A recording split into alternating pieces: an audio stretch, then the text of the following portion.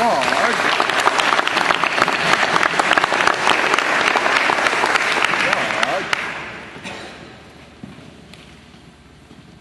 Thank you, Mark, and good morning, Headmaster Post, faculty, and fellow students. Look how time flies. I mean, I can remember waking up for that first day of school in pre-first, putting on my Boys Latin uniform, and just thinking I was the absolute coolest kid in the world. I can still see the looks on my classmates' faces when Coach Hall, or maybe Coach Rickles, whoever it was, ran around school dressed in a Santa Claus suit, scattering candy in every direction. Out of my 17 years of life, I've spent 12 of them enjoying the ultimate experience of Boys Latin.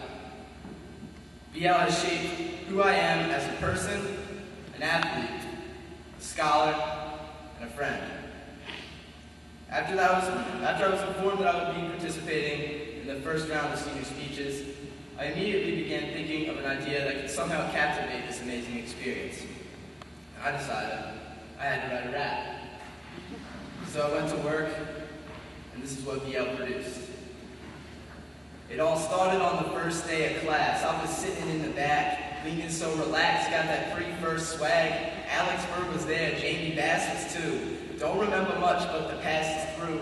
Then on the first grade, when we thought we had it made, chilling in the shade on the playground every day. Recess games and the pirate ship we played, and them holiday musicals singing on the stage. When second grade came, they taught us how to cook. We learned about the weather and began to hit the books. Miss Shapinsky set the rules with her evil-eyed look, but she loved us like her own more than anybody could. Remember all the fear moving to the next level? The third grade teaches a creation of the devil. It was really tough, but we got it on ball. That new kid, Pike, he was looking so tall. Dodgeball Fridays in the gym with Coach Hall, and the turkey trot race, who's the fastest of them all. Remember science fairs, living life without a care. They didn't need anything else because we had everything there. And nobody can compare to the memories I share, like the Halloween costumes that we always loved to wear. Or even better, when we were in grade 5. We got to be explorers and the world came alive. I think we took a camping trip, but we were just some goons making midget through the night by the light of the moon. See, we had to live it up. 6th grade was coming soon, and sure enough, it came the first day of middle school. We learned from Mr. Boyle, Mrs. Potter, and the rest when they told us of their single solitary request. We gotta always try our best and never give any less. So the very next day, they put the students to test. We still had fun, although the easy days were done.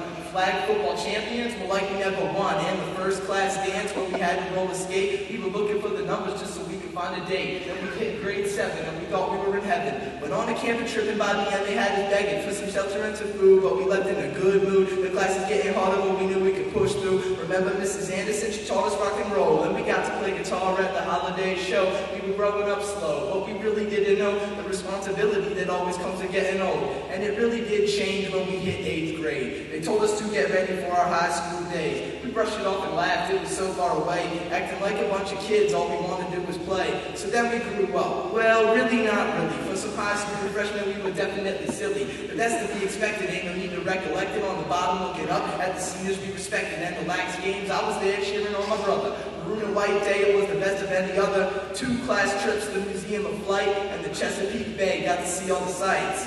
Then I was a sophomore, on to grade 10, JV lax Coach Hall did the Zen. Was I supposed to learn chemistry? I think it was pretend. They got me Mr. Dodge, he was more than a friend. So junior year came and it never was the same. The birth of Lil Rice and his amigo ETA. Oh, and I don't mean to boast, I just want to make a toast to the best backup kicker on the whole East Coast. So they all that I consider to be friends. I believe it's time to bring my little story to an end. But I'll remember these days, because I'm never far away. Even though I am a senior, I will never leave this place.